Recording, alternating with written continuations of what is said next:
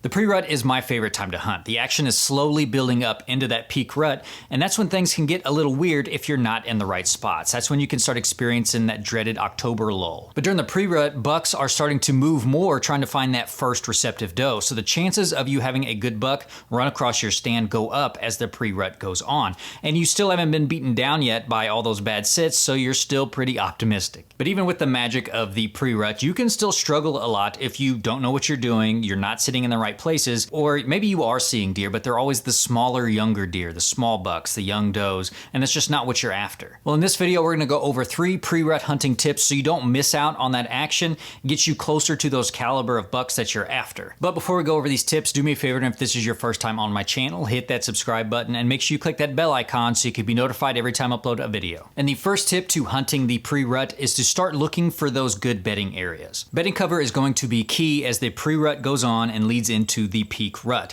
Bucks will be cruising these areas looking for that first receptive doe, just like they will be during the peak rut. So you really need to be careful. Don't get too aggressive. Definitely don't hunt right out in the middle of them or get right on top of them, but you just need to know where they are. Start hunting in the transition zones between them and food. You have to really strike that balance between being close enough that you're in the game, you're close enough to the action, but you're far enough away that you're not going to be alerting deer. You're not going to ruin that spot for future hunts. Set yourself up on the trails and pinch points between the bedding areas and the food sources. The perfect scenario is if you can find a stand location where the wind would take your scent perpendicular to the bedding area, the trail leading to the food source, because if you find that, you better hunt it. Now, obviously, most of the time we don't get that perfect setup, so you're just really trying to thread that needle to where your scent is blowing, away from the bedding area, away from the trail coming out of the bedding area, but you may end up with your scent kind of blowing dangerously close to that food source. You're really threading that needle, and if worst comes to worst, I'd rather sacrifice the food source, the food plot, than I would the bedding area, because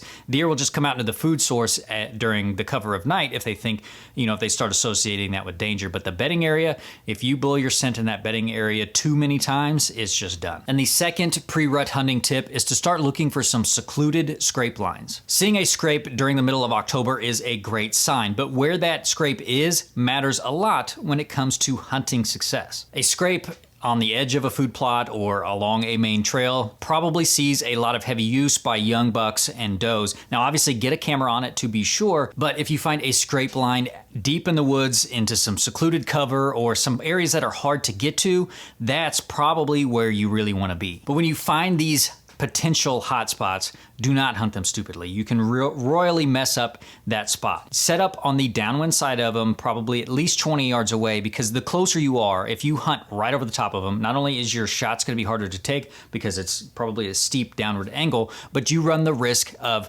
blowing the deer out of it. Like I said, set up a nice chip shot away, a comfortable distance to where you can accurately shoot, and then only hunt it when the conditions are right. The reason that that buck is there is because he's undisturbed, and if you disturb him once, you might be able to salvage it a little bit if you back off for a while, but if you repeatedly disturb him, he's gone. Good wind, good access, good scent control, and good weather conditions. That's how you'll be successful hunting over a scrape during the pre-rut. And the third tip for hunting the pre-rut is to hunt the does. If you're having trouble finding the bedding areas, finding the secluded scrape lines, or maybe you're just short on time, one of the best ways to get at least close to the action is to find where the does are. Does are what's on bucks' minds. That's a weird sentence. And lucky for us, does are pretty patentable. But what you will find by finding those does is the bedding areas, or at least you'll find the trails around the bedding areas. You can hunt over these trails and have a good amount of success, or you could take it a step further and see where these trails lead. What you'll end up finding are the bedding areas and the food sources, and that information is only gonna help you as the season goes on. So that was 3 tips for hunting the pre-rut. If you like this video, chances are you might like one of these videos over here, so give them a watch. Also, if you've got any other pre-rut hunting tips,